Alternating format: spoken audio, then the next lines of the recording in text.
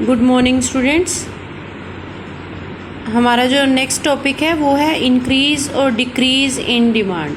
Last topic हमने किया था एक्सटेंशन और कंट्रैक्शन इन डिमांड। ठीक है, एक्सटेंशन और कंट्रैक्शन में क्या था कि हमारी प्राइस में चेंज आने से हमारी क्वांटिटी डिमांड, जो हमने क्वांटिटी डिमांड है वो चेंज हुआ था। लेकिन अब जो हम आज कर रहे हैं वो इंक्रीज़ और डिक्रीज़ कर रहे हैं। इंक्रीज़ और डिक्रीज़ जो है वो प्राइस के कारण नहीं आता, वो सिर्फ अदर फैक्टर्स के कारण आता है। तो यहाँ हमारा प्राइस जो है वो सेम रहता है, लेकिन जो अदर फैक्टर्स हमने कांस्टेंट माने थे वो यहाँ पर चेंज होते हैं। तो उनके कारण जो हमारी डिमांड इंक्रीज़ होती है उसको हम बोलते हैं इंक्रीज़ इन डिमांड। जैसे प्राइस हमारा 10 रुपये है तो हमने क्वांटिटी डिमांड है हमारी 20, फिर प्राइस 10 रुपये है तो क्वांटिटी डिमांड है हमारी 30। इट मीन्स 20 से जो 30 हमारी इंक्रीज़ हुई है, तो ये किसके कारण हुई है? ये फिर अदर फैक्टर्स के कारण हुई है, जो इसमें चेंज आया है, जो हमने अदर फैक्टर्स कांस्टेंट माने थे।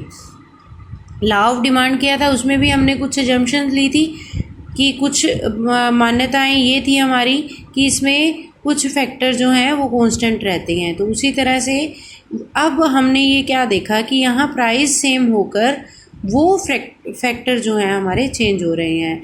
तो यही हमें डायग्राम में शो किया गया है कि प्राइस, एक तरफ प्राइस लिया हमने, एक तरफ क्वांटिटी ली, तो 10 रुपीज़ प्राइस पर ही हमारी क्वांटिटी जो है वो बढ़ गई। तो एरो हमें क्या इंडिकेट कर रहा है? Increase in demand.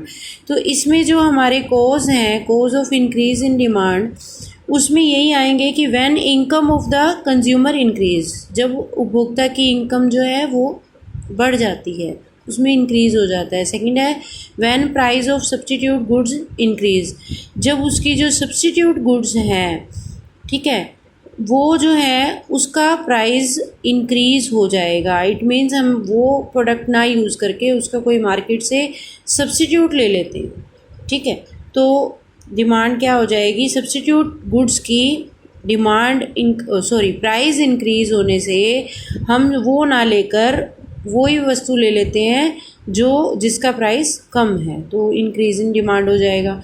नेक्स्ट है हमारा when price of complementary goods fall. अब इसी तरह से कॉम्प्लीमेंट्री क्या था? जो पूरक वस्तुएं हैं, दोनों एक साथ प्रयोग की जाती हैं, वो वाली गुड्स में क्या होगा कि अगर किसी का प्राइस कम होता है तो उससे भी हमारी डिमांड बढ़ जाएगी। इसी तरह से नेक्स्ट है टेस्ट ऑफ द कंज्यूमर। जब कंज्यूमर के टेस्ट में चेंज आया है, फैशन की वजह से या क्लाइमेट की वजह से, वो अपनी डिमांड इंक्रीज़ कर देता है। Next point is when price of commodity is expected to increase in near future. जब हमें लगता है कि इस कमोडिटी का प्राइस नियर फ्यूचर इंक्रीज़ होने वाला है तो हम आज ही उसकी डिमांड बढ़ा देते हैं। इसी तरह से नेक्स्ट है हमारा increase in number of consumers. हमने जो मार्केट शेड्यूल किया था, मार्केट कर्व किया था, उसमें पॉपुलेशन वर्ड किया था कि पॉपुलेशन पर डिपेंड करती है हमारी डिमांड। तो अब हमारे अगर कंज्यूमर जो हैं इंक्रीज़ हो जाएंगे तो उससे हमारी डिमांड भी इंक्रीज़ होगी। नेक्स्ट है when the income of the consumer is expected to increase in near future. अगर उपभोक्ता की इनकम में नियर फ्यूचर में भी चेंज होने वाला होता है, वो बढ़ने वाली होती है, तब भी वो अपनी डिमांड क्या करता है? इंक्रीज़ कर देता है। तो ये था हमारा इंक्रीज़ इन डिमांड। इसी तरह से सिमिलर है डिक्रीज़ इन डिमांड। इसमें क्या होता है कि हमारा प्राइस सेम है, लेकिन हमारी जो क्वांटिटी डिमांड है वो डिक्रीज़ हो जाती है। हम जितनी डिमांड कर रहे थे उससे कम डिमांड करने लग जाते हैं। तो ये डायग्राम में आपको शो किया गया है कि 30 से 20, अब ये एरो देखो आप यहाँ की तरफ आ रहा है, तो ये क्या है हमारा? Decrease in demand. इसके जो कोज हैं वो इसके अपोजिट हो जाएंगे। मीन्स जहाँ हमने इंक्रीज़ कहा था वहाँ यहाँ कंज्यूमर इनकम में फॉल आ रहा है। इसके अपोजिट पॉइंट आने से हमारी जो डिमांड है वो डिक्रीज़ हो जाएगी। ठीक है, तो ये था हमारा इंक्रीज़ और डिक्रीज़ इन डिमांड। तो यहाँ आपने एक ही बात याद रखनी है कि यहाँ पर प्राइस में चेंज नहीं होगा, अदर फैक्टर्स में चेंज होगा। और जो हमने कल किया था वहाँ सिर्फ प्राइस में चेंज होगा और अदर फैक्टर्स में चेंज नहीं होगा। ठीक है, तो इसका जो मोस्ट इम्पॉर्टेंट क्वेश्चन है वो एक्सटेंशन या फिर इंक्रीज़ इन डिमांड में डिफरेंस पूछा जाता है, या फिर आपको कंट्रैक्शन और डिक्रीज़ इन डिमांड में डिफरेंस पूछा जाता है। तो उसमें डिफरेंस में मेन जो डिफरेंस है आपका यही था। ये आपको नेक्स्ट जो पेज पर है इनके डिफरेंस पूछे गए हैं कि इसमें क्या डिफरेंस है। इसी तरह से हिंदी मीडियम में भी हम ले रहे हैं। कल हमने किया था मांग में विस्तार और मांग में संकुचन।